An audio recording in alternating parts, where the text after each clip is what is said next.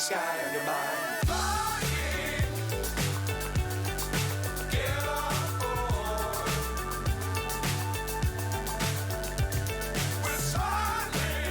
So I made these chocolate fudge brownies the other day and they tasted absolutely delicious, but I ended up making one small mistake. But hey, I don't think everything in life has to be perfect, right?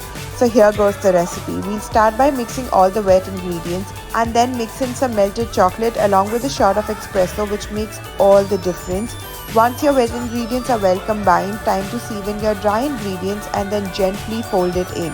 Now, because I love the extra chocolatey goodness, I've also added some chopped chocolate. Mix it well together and then transfer it to a tin lined with parchment paper. Top it off with some walnuts and let it bake until it's ready. But let me know in the comments below that what do you think I did wrong.